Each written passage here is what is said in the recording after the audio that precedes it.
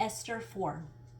When Mordecai learned of all that had been done, he tore his clothes, put on sackcloth and ashes, and went out into the city, wailing loudly and bitterly. But he went only as far as the king's gate, because no one clothed in sackcloth was allowed to enter it. In every province to which the edict and order of the king came, there was great mourning among the Jews, with fasting, weeping, and wailing. Many lay in sackcloth and ashes. When Esther's eunuchs and female attendants came and told her about Mordecai, she was in great distress.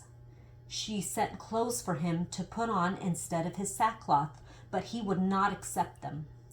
Then Esther summoned Hathach, one of the king's eunuchs assigned to attend her, and ordered him to find out what was troubling Mordecai and why.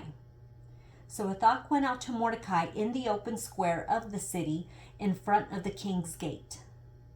Mordecai told him everything that had happened to him, including the exact amount of money Haman had promised to pay into the royal treasury for the destruction of the Jews. He also gave him a copy of the text of the edict for their annihilation, which had been published in Susa, to show to Esther and explain it to her.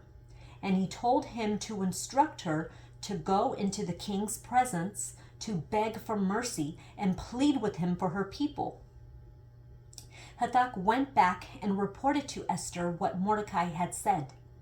Then she instructed him to say to Mordecai, "All the king's officials and the people of the royal provinces know that for any man or woman who approaches the king in the inner court without being summoned, the king has but one law: that they be put to death unless the king extends the gold scepter to them and spares their lives. But 30 days have passed since I was called to go to the king."